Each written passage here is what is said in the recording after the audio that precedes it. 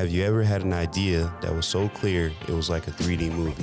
Have you ever told a friend about the idea and they told you, wow, if you could only make that into a business, you would be rich? Sound familiar? Welcome to Knowledge to Currency. I'm your host, Senator Porter, with my co-host, Roosevelt Williams III, and we're here to help you take action. This is free information. We only ask one thing: build a strong foundation and mindset. We have insight to help you get started. Most of us just need a push.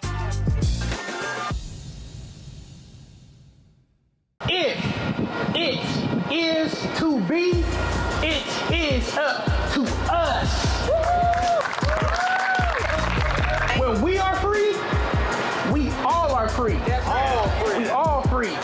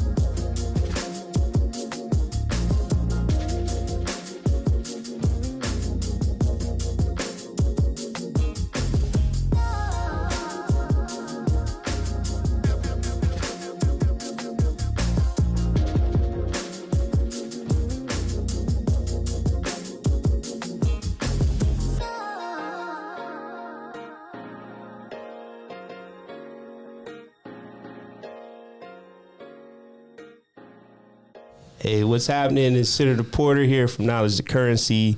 This is episode 14, and I have Ron and Ashley from Casper Jiu-Jitsu. Thank you for being on the show. How you guys doing today? Good. Thank you so much. Appreciate it. Good. Yeah. How did you get from being a football superstar to doing jiu-jitsu? Oh, let's see. So my college football career ended in 2004. Mm-hmm. I went to tryouts in Green Bay, 2 CFL teams, I can't remember, and then a bunch of arena leagues. So sure. I was like, this is what I want to do, arena, which I had no clue. It was so different. From the amount of people, from 11 people to 7. The football field is shrunk in half to 50 yards. Like, there's just a lot of things that are different. But I luckily ended up doing that for 2.5 years, almost 3 years. Okay. Billings, Montana, Lubbock, Texas, and Amarillo, Texas. Oh, so Texas. Yeah, they're big on football. So during that time, I was still in San Diego living and working at the boxing club.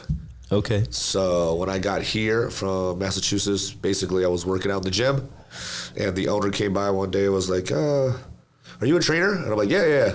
He's like, we should hire you. I'm like, well, I'm not this type of trainer. I'm kind of like 24-hour fitness, like weights type of trainer. He said, come talk to me after. So, okay, went and talked to him, and he said, looking to get a job. I said, yeah, but I don't know anything about martial arts. He said, meet with us tomorrow at 11.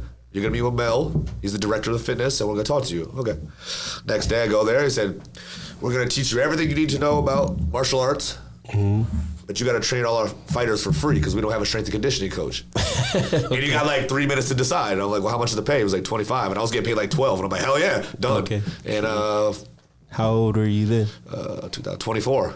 So then basically you had an entrepreneur just leveraging your expertise to help him. And then you kind of helped each other. We helped each other because from there I went on to box. I've been boxing since 2005, Muay Thai since 2007, and luckily I met my jiu-jitsu instructor at the same school, 2009, and 7 years later I became a black belt. So you could do it all. All. Really? And still lift weights. Yeah. So those track drills and football drills still come out all the time.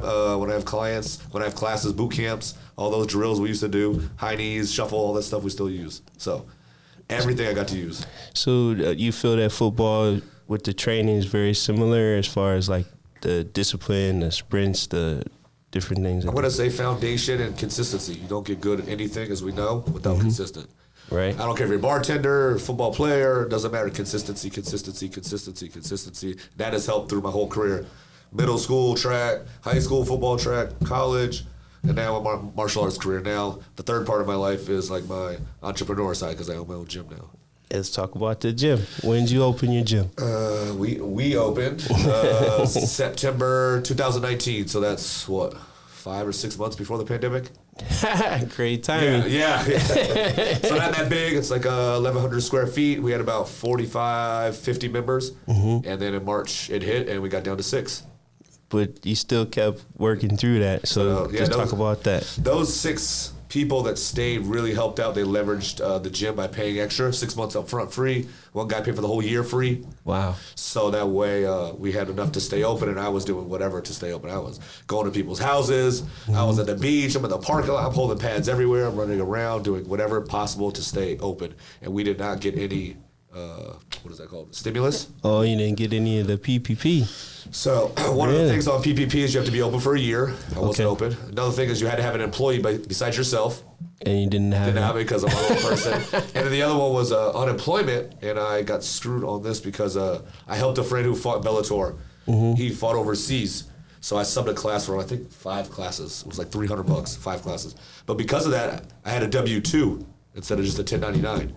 Since I had both of those, I didn't get unemployment either. So I just got basically toast. Excuse my language, screwed every which way. Every way. Yeah. So that's unfortunate. So then how'd you work through that? What did you, because a lot of people would just quit. Yeah. Like, hey, I wasn't going to quit, that's for sure. I had 3 years on the lease, so I knew that was already important. But I'm just a grinder, going to grind through it. I just figured out this is it. I told the people in the gym that wanted to come after like the first month, I think May, so maybe a month and a half, like, hey, we're going to get open. If you guys want to come, you feel you're safe, you're not sick, start to come. So we start to build some momentum. We pivoted and started our own online like catalog of different jiu-jitsu moves. I was going to places to teach. We started an online store, apparel store. We just pivoted every which way we possibly could. So to be honest, the COVID actually helped. It helped open my mind, helped my business. I was training people 12 to 14 hours a day. And it was during COVID. Yeah, and during COVID. And it was like all cash. Man, I was making so much money, but at the same time, my body was sore. Yeah. Holding pads all day, doing this all day. So I would like it to be like 50-50 of both. But during that time, it was like 90%. I was just train, and 10% rest. And now it's a little bit better. But we made it through it. We made it through better, for sure. Yeah, because what inspires me about you is how disciplined you are. And, like, you go crazy, like, from running to obviously jiu-jitsu, and your diet, like you went through no drinking. I'm on that right now, by the way, 75 hard. Yeah, that's what I was going to say. You're doing that right now. Yes, sir. For the folks that don't know, could you kind of explain this? Yeah, so 75 hard is made by a man named Andy Frisella. A beast. And he's super beast. If you guys don't see him, go check him out. But there's like 5 or 6 steps on it, and I really wanted to try just something different. Let's get after it. Like, why not? So no drinking for 75 days. 2 workouts a day. Both have to be 45 minutes. Okay. One has to be indoor, one has to be outdoor. Okay. And the ruling on that, the feeling on that is that inclement weather will happen at some point. Sure. You're going to have to go outside when it's too freaking hot, or shit, I don't want to do this, or it's too cold if you're in the Midwest or somewhere. You're going to have to find inclement weather at some point. So 2 workouts a day, a gallon of water, which was really hard for me. That's the hardest by far.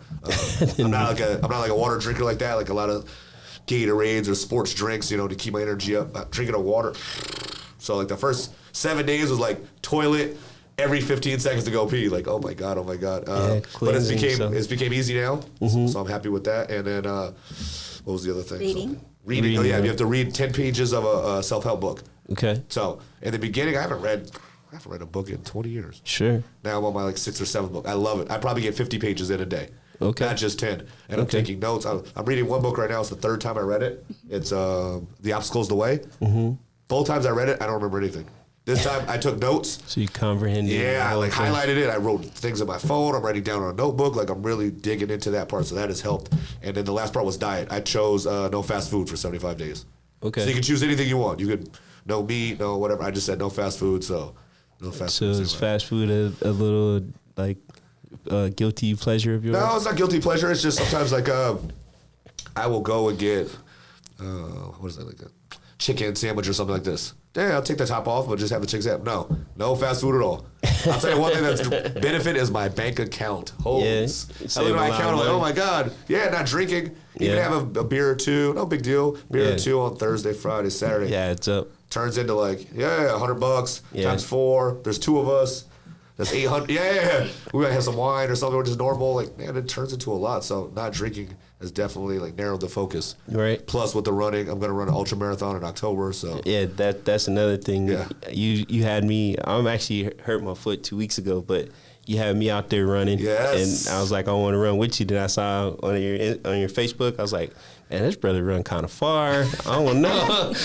Like, I don't know if I want to sign up for this. Yeah, we got to do a half marathon together. Man, I don't know. You Come like, on, you're on the spot right now. You Let's like go. Junior Goggins over here. Like, So I started last year and from Goggins. yeah? Yeah, He's the one. I read his book, and I was like, man, he did the Goggins challenge, 4 miles every 4 hours, 48 hours. I could do that. That ain't nothing. So I'm like, I went outside to run 4 miles. Yeah, right Couldn't run 4 miles. after you read the book. Yep, couldn't run 4 miles. I probably got 2.5 in. I'm like, this is crazy. I trained 2-3 times a day, every day. I trained jiu-jitsu, I work out, I punch mitts, but running 4 miles couldn't do it. And I was like, fuck this. Excuse my language. Nah, I'm you like, this good. is not it. So the next day I went back after it. By the third day I was running 4 miles, and like probably the 6th, 7th, 8th day I was running 4 miles twice a day. So running 8. So when you didn't hit that goal, you were just like, I'm going to do it again tomorrow? Oh yeah, like defeated for maybe like 30 seconds, and then like, oh, this is on. Okay, it's on now. So I'm like, all right. Then I opened my big mouth. Once I got to that 8 miles, like I started telling people online, I could do this Goggins shot. I'm gonna do it. And then once you you say put it out there. you got to do it. And so that started my running last year on my birthday. I turned 40. Yeah. On my 40th birthday, I ran the Goggins challenge. It's 4 miles every 4 hours for 48 hours. So I had to get up at midnight, run 4 miles, come back, 4 a.m., 4 miles, 8 a.m., 12, 4, 8, 12 the next day. What? Yeah. So then once you finished it, what did it feel like? Oh, my God. So the first day, I cruised right through it. I got through 24 miles, and I was like, this is nothing. My coach is like, watch out. Mm-hmm. Day 2 creeps up on you, and I was like, you're right. I got through 28. I got to 32, and I was like, holy shit, he's right. So what, I started it getting like delirious. Really?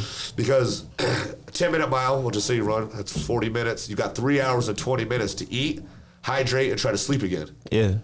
It's hard to go to sleep and then wake back up, go to sleep again. Yeah. By like the 6th or 7th time, I was like getting delirious. I'm like, holy shit. The last number 11, I was running like 15-minute miles that slow. Well, I don't know the scientific stuff, but I've heard that it's bad for you to wake up and then go back to sleep. Oh, I'm sure. Yeah, they said that's like that. Like one guy was trying to say it takes minutes off your life. Oh, for sure. I believe it. I believe it. It was like, oh man, one of the hardest things I did. The very last one, the 12th run, I ran like my fastest times though. Really? Yeah, I ran 14 and 15-minute miles, and I'm like, shit, it's the last one coming up. On the way there, I was running a 2-mile track there and back. On the way there, I ran like 10 and 11. I put on California Love, Tupac Shakur. Yeah. I ran a 7:15 and a 7:30 on the way home. Really? Like, so you just was your in the body zone? just like Goggins always says this, your body will adjust. My body just adjusted and said, let's get this fucking thing over with. Really? At mile 47 and 48, I basically sprinted. It was crazy. So that started my running career, and last year was my first year running. I ran 3 marathons and 8 half marathons. So then the first time you ran a marathon compared to the last one, compared to 2. Ooh, yeah. Ooh. Okay, so I ran the first half here. The first full marathon, I ran the Ventura Marathon. She was there with me. She didn't run with them? Nah. Ashley, what's going on? I was on my bike. What's going on? I was the support Yeah, team. she's a support team, which is huge. So, and you guys out there ran a marathon, you know, like the support team is crazy. So Yeah. I'm not a small guy. Yeah. So I'm not huge, but Yeah. most of the guys are about 140, 150. I'm almost like at that time 190, Okay. 5'8". So I'm like stocky. I get up Yeah. there, they're looking at me like, What's this big dude? what's the dude doing? Yeah, So right. we're going good pace. We're clipping along 6, 7, 8 miles. I met another guy out there. He's a jiu-jitsu guy too. Yeah. Blue belt. It was like his 60th marathon. So he's like, hey, man, I'll just cruise with you. I'm like, oh, man, it's my first one. He's like, cool. We're talking jiu-jitsu the whole way. We run 6.5 down and 6.5 back, and you have to do it twice. This is the worst. Really? No, I'll never do this again. It was stupid. 6.5 down, you come back, and you're 13, and you're like, oh, shit, I got to do that all over again. So I'm like, all right, cruising, we're clicking, and he was like, man, as soon as you start getting the number 20, it starts getting hard. And I'm like, all right. And you got only 6.5 to go? Some people always say that the wall. So I'm like, I got to 18, no wall, 19, 20, no wall, 21, 22. It felt like Canelo punched me in the fucking stomach. My legs started shaking. I started cramping up. I told her it's the first time. I'm like, I'm going to quit. She's like, no. I'm like, I think I'm going to quit. I think, like, there's no one out there. There was only like 50 of us running. So I'm like, I think I was going to quit. And I'm like walking, and the guy I was with kept saying this over and over. He's like, bend but don't break. It's like, bend but don't break. You got this. It's like, you're a black belt. You can do this shit. And I was like, So you stayed with you? yeah, I'm like, I can. And then you had to keep like telling yourself, keep telling myself. I'm like, this is fucking hard. Yeah. If he wasn't there, It wouldn't have happened? I yeah. don't think so. Yeah. Man, I love this guy, John. I love him to death. You still homies We now? helped Yeah. him. We pulled him through the beginning. Yeah. And he definitely pulled us both through the end. Yeah, because he wasn't supposed to be running that race. He was He was doing something for his daughter that weekend. Was like, hey, I'm just gonna run this race. Yeah. So I helped pull him in the beginning, and he really helped me at the end. And like mile 25, he was like, "This is it. We got 1 mile to go. Let's just keep running." And I was like, "Oh my God, so hard." I finished. I was like ready to collapse. Like, this is way harder than I thought. I have much more respect. In that race, I took 67,000 steps. I burned 7,100 calories. So what's crazy about running, so when I was in Minneapolis, I joined a CrossFit gym, Yup. real serious gym up there. They actually have one in St. Paul, one downtown Minneapolis. What I would do is do CrossFit after work, and then every night I'd run 3 miles. So after we did that, I'd go run. And after you get into it, like when you first start, it's terrible, like it sucks. But I just would look straight ahead and just look at the sign and just focus on that sign. And as long as, when you run in the city, I hate it because of cars and stuff, but as long as there's nothing stopping you, just don't stop, you're good.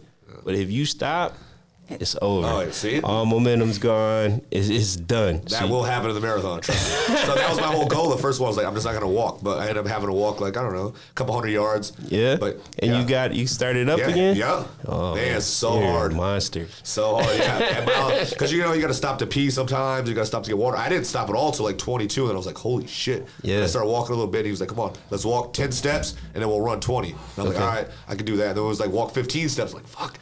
Then I was like, walk 20 steps, but just keep going and going and going. Don't stop. Because if you stop, like you said, it's going to be. It's over. It's like over. It's something in your mind just won't let you go again, and you got to sit down, and it's totally done. So that's definitely some mental strength. Huge. So by the second marathon, though, it was so much easier. I trained way less. I trained way harder. It was at Death Valley. Ooh, so it was hot. It was hot.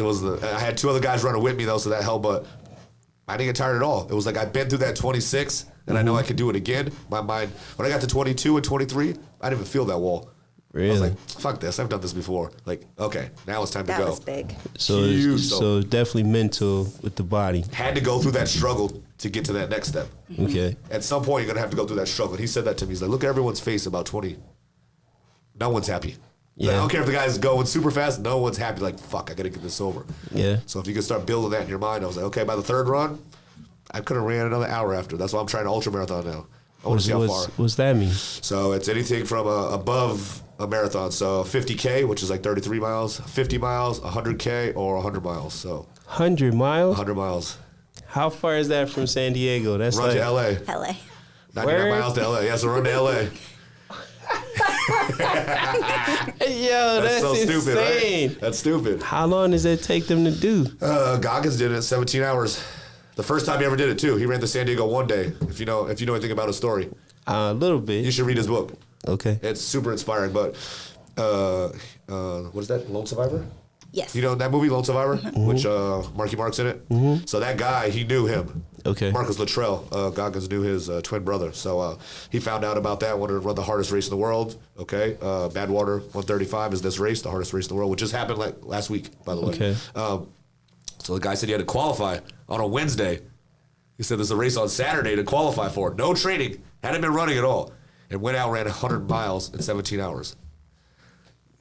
Fuck. He said from here to LA. That's crazy. Yeah, think about that. Yeah. And then, I mean, that's a whole day. Oh, That's yeah. a I mean, whole that's day. way more for me. That'd probably take me, if I could do it under 24 hours, that's my goal, do under 24 hours. It's going to be huge. But it probably would take me longer than that. So how did that work with eating and all that stuff? You just not eat? No, you have to. Yeah. Yeah, you have to. Like, I burned 7,000 calories in that marathon. Remember So that? you just start walking when you eat, or? So the first marathon and the second one, by the third one you get better. But the first marathon, I woke up about 4 hours early. The race started at 6 or 7. So I woke up at like 2:30 a.m. And the reason why is you need nutrients, you got to eat, but you're going to have to go to the bathroom. Okay. So I probably went to go poop 4 times before we even started this race. Because you're nervous. Your body's getting nutrition at 2:30 a.m. It doesn't usually get food at 2:30 a.m. Right. Peanut butter and jelly. I had peanut butter and honey.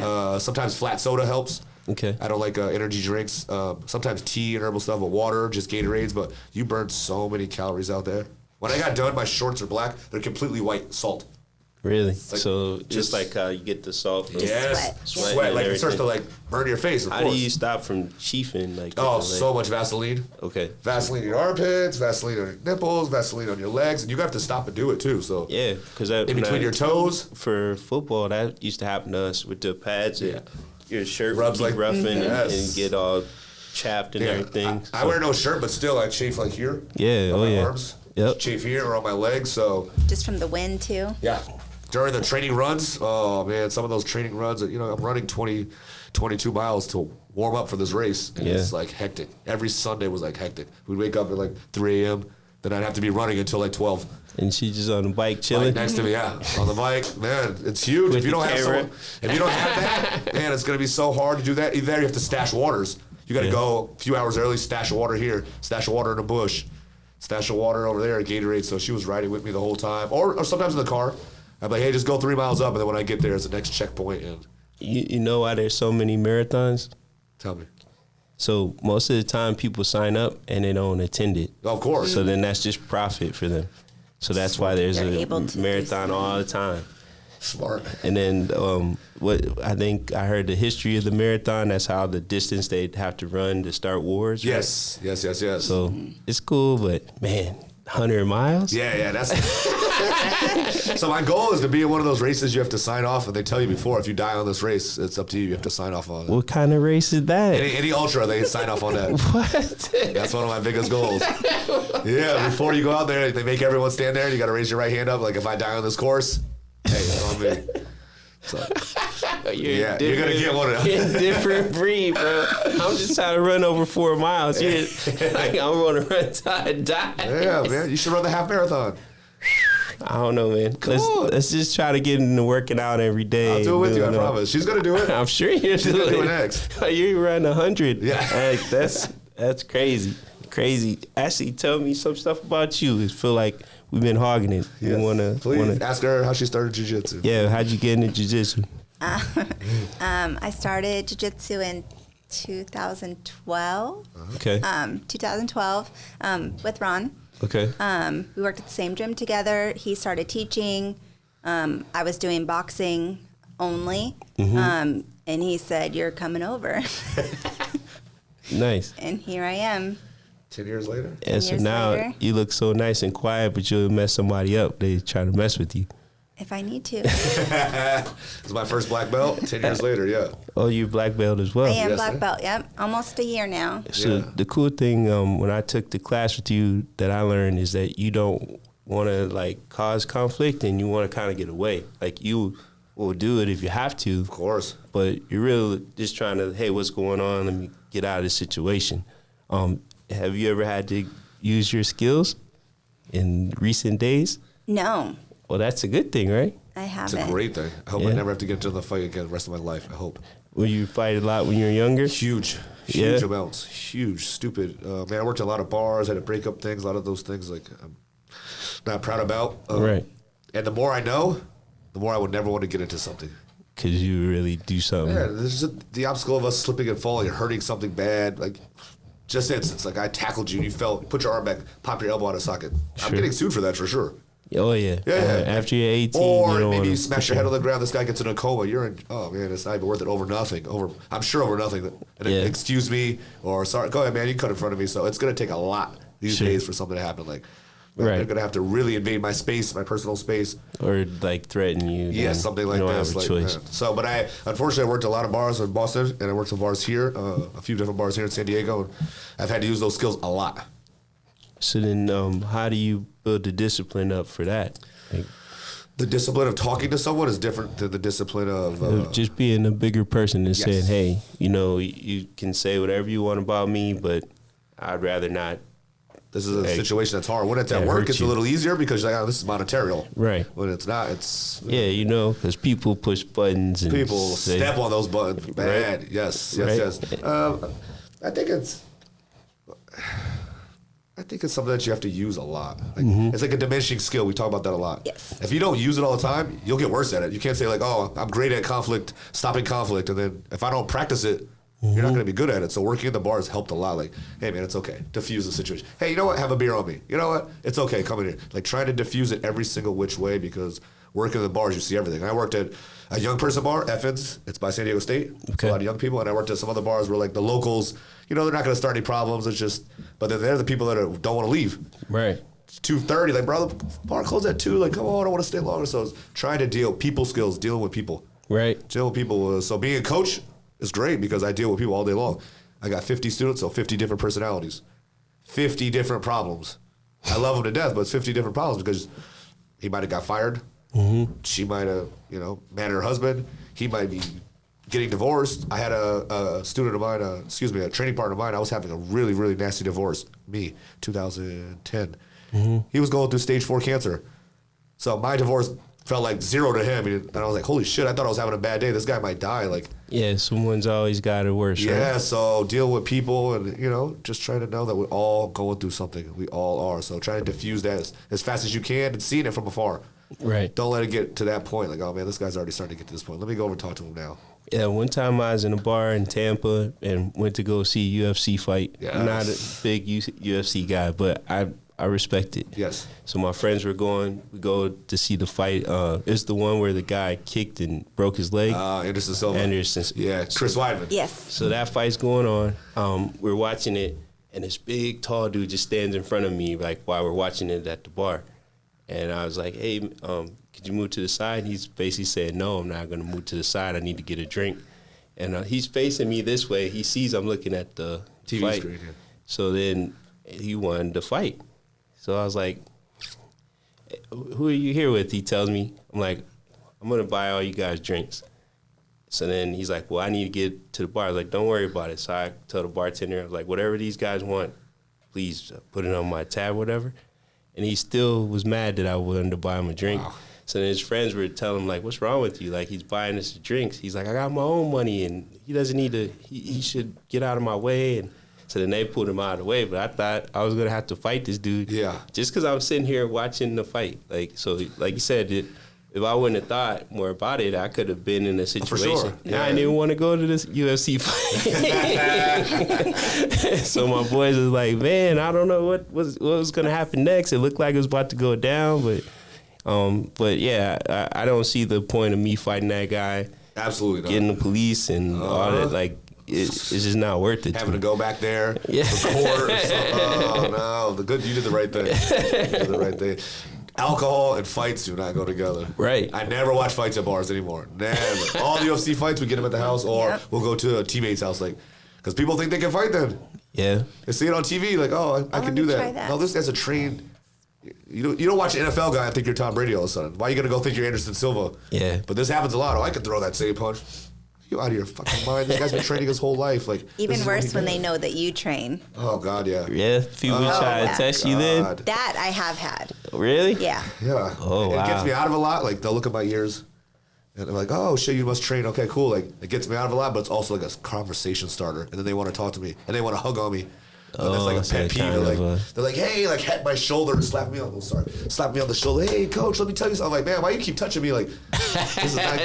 Yeah, like, oh, man, I don't want to be touched, man. I'm kind of like just trying to watch. I'm in the zone watching my fight. And like, oh. So I don't watch fights at bars anymore. Unless it's like really, really important. I haven't seen one. And the last one I saw was Pacquiao Marquez, when Pacquiao got knocked out. That was the last time. And that bar was insane. Yeah. It was like, half was Mexican people and half was Filipino people, and I'm like in the middle. I'm not either. And they're like screaming and yelling at each other and screaming. And then Pacquiao got knocked out, and there was like so many fights going on in that bar. And I was like, man. Tab, please, I need to get out of here. Yeah, that's not worth that. Oh, man. Yeah. Oh, I just want to enjoy myself. Yeah, I don't want to get beat up, man. Because you don't know. I'm black belt. I've had fights before, but you don't know who's with who. Right. I'm going to square up with you, and there's 4 of his friends are going to hit me in the head with a bottle. Like, I take you down and get you in a submission, and then someone, no, I don't want to know anything like that. I want somebody whistle, and all of a sudden this whole mob comes. Yeah, I want no trouble with everyone. No trouble, please. Nah, you're smart. Yep, stay away from that, please. So, how long does it take someone to get to a black belt level? The average is like 7 to like 15 years. So I'm at like the very end of the average. 7 years it took me. 7 years to the month. January 1st, 2009. January 30th, 2016. And then you have some people that, like, do you have like a ceremony when they reach that level? Oh, when I got there? No, at your gym, like if somebody were to start today. Oh, yeah. I mean, she had a ceremony. She's the only one that we did it. And I had like every single person that trained with her to come and surprise her. And Oh, nice. yeah, when I got my black belt, it wasn't like that.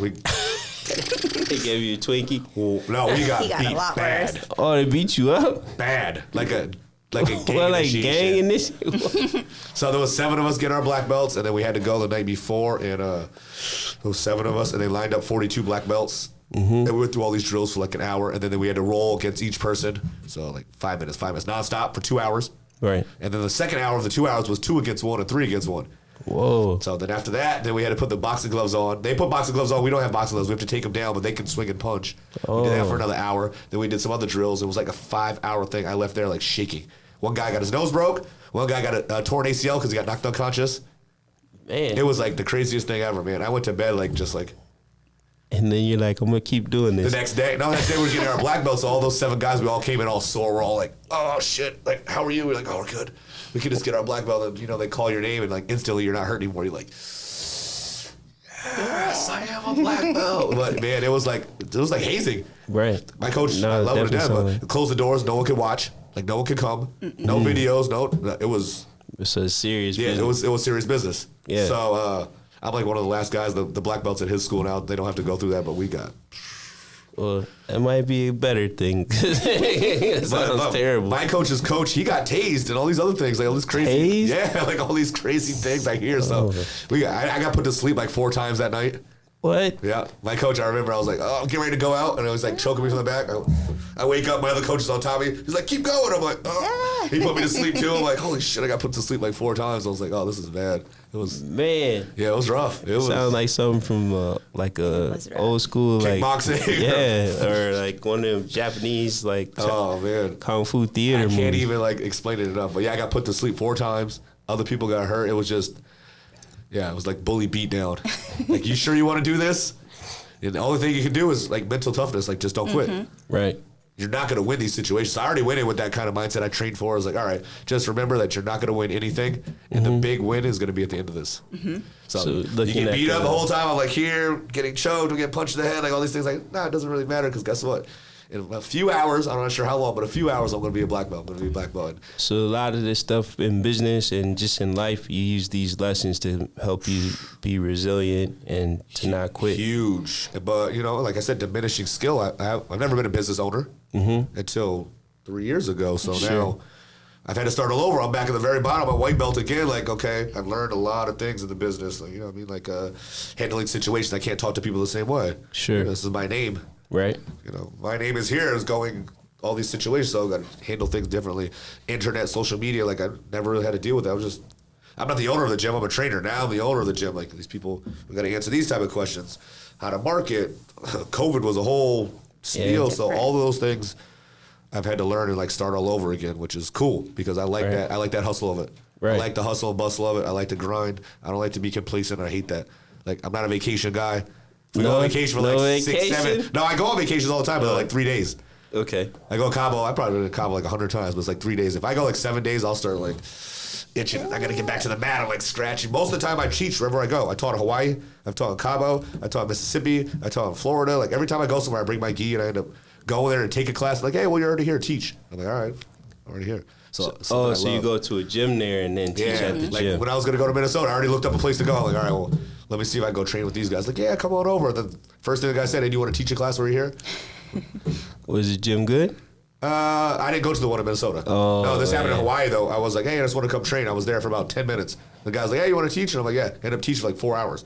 Yeah, that's how. So when I was trying to get into CrossFit, the way I found out about it, I was having breakfast, eating, or brunch, getting fat, having this big old brunch, and they had the CrossFit games on. They're in Del Mar. Yeah. I had never been to San Diego. So I see all these little girls, or women, not girls, Yeah. 5'2", 5'3", Jacked. lifting more than me. Yeah. And at the time, I was like, man, I could do that, like you said, with the UFC stuff. So I went around Minneapolis looking for gyms, and there were jujitsu gyms that said they did CrossFit as well. I was like, no, I want a gym that only does CrossFit. Yeah. So then, they're like, yeah, just give us like $100 a month, and we'll help you with the CrossFit. Then if you want to do the jiu-jitsu, you can. I was like, nah. So then there's this other gym, it's $275 a month. Ooh, but they were official. Yeah. 100%. Cannot think of the name of the gym off the top of my head, but the owner's name was Mike Jones. Awesome. Not the rapper, by the way. Nah, that's what we used to always say. He's a white dude. we used to, but that gym, before you even lift a weight, they take you with the QVC pipe, Yeah. and you got to do all the poses, all the lifts, all the different stuff. That was like 2 weeks. Yeah. And we're like, man, we're gonna lift something, and then they had us do all body weight stuff. Yep. Finally, once you show you had your technique, then you get to lift Olympic. That's a great gym, yeah. Yeah, and then they had running. They had 4 different things. They had Olympic weightlifting. They did actual CrossFit. Then they had distance running. And then I think they had yoga. So what they did, kind of like you did, they leverage other trainers to kind of make it all one thing. Beautiful. So then if you didn't want to do CrossFit that day, you could go distance running. Yeah. You don't want to do distance running, you could do Olympic lifting. Yeah. So you got to choose what you wanted to do. That's awesome. So, What was your favorite? and I liked all of it because I had never done it before. So the thing about CrossFit was the challenge, like you said. Yeah. And once you understood like the technique and stuff, because like I didn't understand like the different lifts and cleaning, how to squat, just how to. Yeah, once I started getting the form down, then seeing how much more I could lift. But one of the funniest stories is I got paired up with a guy that was a Olympic athlete. He got a bronze medal in weightlifting. Mind you, he was smaller than both of us. Yeah. So strong as hell, though, I'm sure. I didn't know this. So he's like, yeah, you mind if I lift with you? And I was like, yeah, no problem. So we started lifting, and like it gets to the level I can't get past the level. And he goes, well, I'm going to keep going. If you want, you could just spot me. I'm like, okay. Man, all of a sudden it get to the point where the bar is just like bending. Oh, shit. And this little dude's just ching, ching, Still ching, going. ching. I was like, there's different levels. Yeah, there's levels to this. Yeah. For real. So, but yeah, it's definitely a great experience because it got me back fit. I lost a lot of weight, was in really good shape. But then I moved out here and I actually went to the CrossFit Games and saw it live. And that was impressive as well. Yeah, those are impressive athletes. Oh my God! Yes. Yeah, to see what, like you said, just going to that other level, 100 miles. I don't know, that's different. But seeing them lift certain things, doing the pull-ups, doing all the different stuff was amazing. Yeah. Yeah. So, and I mean, you're amazing, man. I'm telling you, I appreciate like, you, for real. Yeah, is there any type of announcements or anything that we should know coming up for you or your business? Announcements? We got some things to work that I can't really say on the air. The down secret stuff. Yeah. Top secret. Yeah, it's not top secret. It's just I won't speak on it until it's 100%. I feel like it's 90%. That's not good enough for me. I'm a 100% guy. I know. For you guys out there. So we're working on some things out there, but just consistent. Coming to the gym. We got some guys fighting this weekend coming up July 30th. So guys and females fighting Jiu-Jitsu World League. So that's always fun. The school year is about to start again. So trying to get the kids that don't do sports, then they should be doing something else. Yeah. I don't think sitting at home playing on your video games all day is cool. Like, right. Once in a while is okay, but I think they should be out there. So trying to get those kids. I'm in the Linda Vista Town Council. Okay. So trying to reach out to those kids, Kearney Mesa, Linda Vista, this area, trying to get some more kids over here. I'm helping a friend with the 5K, so at Belmont Park, so I'm on that council also. Okay. So just trying to stay busy in the community. It doesn't always have to be the money. Like, I just want to help some people and share my knowledge, like give it away. Okay. I got a lot of knowledge in there, and I want to give it away to as many people as possible. So, where's your gym at? This shout out to gym. Yeah, shout out to Gym Casper Jiu-Jitsu. It's in Linda Vista, 6913 Linda Vista Road. It's right near Skate World. So you guys that are skiing, come over and get some jiu-jitsu. Go to Skate World. It's a beautiful place. I love this area. And what's the workout you're doing at Fit and the beach? So this is a boot camp. I got a shout out to my boy Steve, Seed for Greatness. He hooked this up. It's like a co-promotion. We're doing a boot camp over there. We might be doing some more. So I just came down there and shared some knowledge, and we went through a 45-minute workout. Killed some people. We had a good time, and we showed a lot of body weight stuff, and then some weight strength training, and then some mobility, and then at the end, I just put a little bit of self-defense into it, so they could get a little like, okay, this is a taste of what we do. I don't want it to be too much. I just gave a little taste, and like, hey, if you ever want to come by, check it out. If not, then hopefully we're going to continue that. Okay. So, Well, this concludes our episode. I definitely appreciate having you both on. I'll make sure to Thank put you. all information about your business, and I appreciate you being my guest. yeah, appreciate you, Phil. Thank you. All right, thank you so much. Yes, thank you.